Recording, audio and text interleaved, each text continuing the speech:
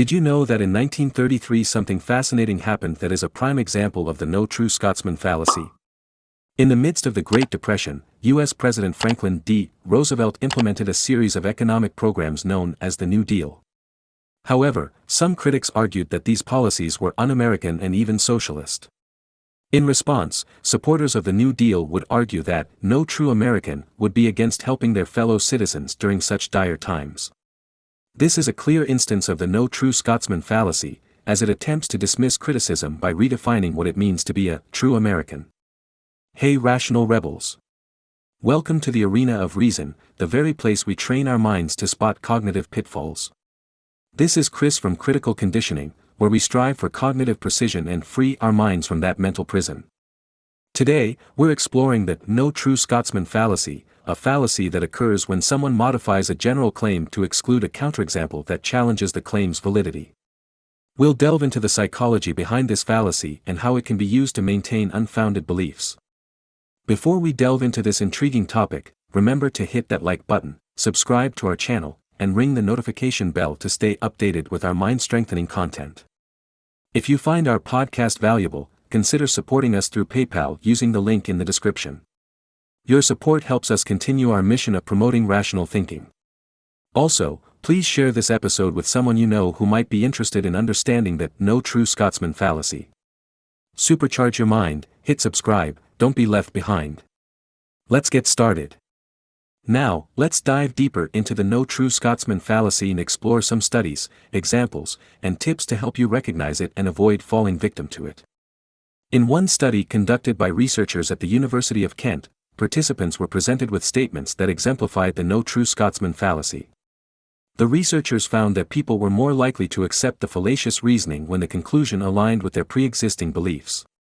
This suggests that personal biases can make individuals more susceptible to the no true Scotsman fallacy. Another study published in the Journal of Applied Social Psychology found that participants were more likely to commit the no true Scotsman fallacy when they perceived a threat to their group identity. Participants who were asked to evaluate a hypothetical situation involving members of their own political party were more likely to engage in the fallacy when the hypothetical person's behavior was negative. Now let's look at some real-world examples of the no true Scotsman fallacy that you might be familiar with. 1. A political party member insists that no true member would ever vote for a candidate from a different party, ignoring the possibility that someone might find merit in an opposing candidate's views. 2. A religious person argues that no true believer would ever doubt their faith, dismissing the fact that people can have different levels of devotion and may struggle with questions or doubts. 3. An environmentalist claims that no true environmentalist would ever use plastic bags, neglecting the fact that some individuals might not have access to alternatives or may be working to reduce their plastic consumption in other ways.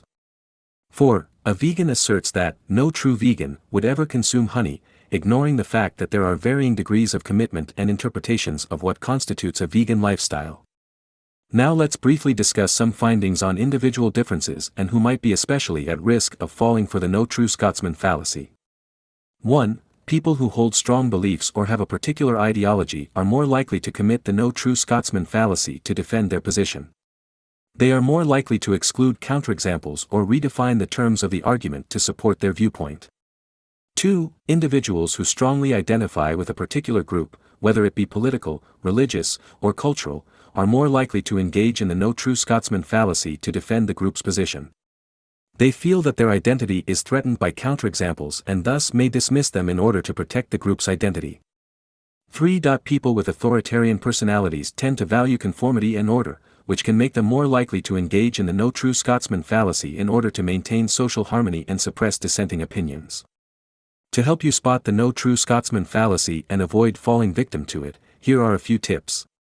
1. Always be critical of any claim that attempts to redefine or exclude people based on an arbitrary definition.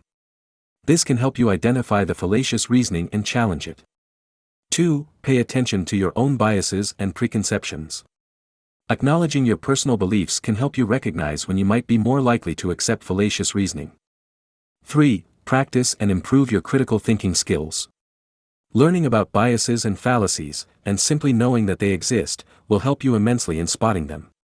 Now let's discuss some tips on how to not fall victim to the no true Scotsman fallacy. 1. When engaging in a discussion or debate, focus on the actual arguments and evidence presented rather than resorting to arbitrary definitions or exclusionary statements. This will help you stay grounded in reason and avoid succumbing to fallacious thinking.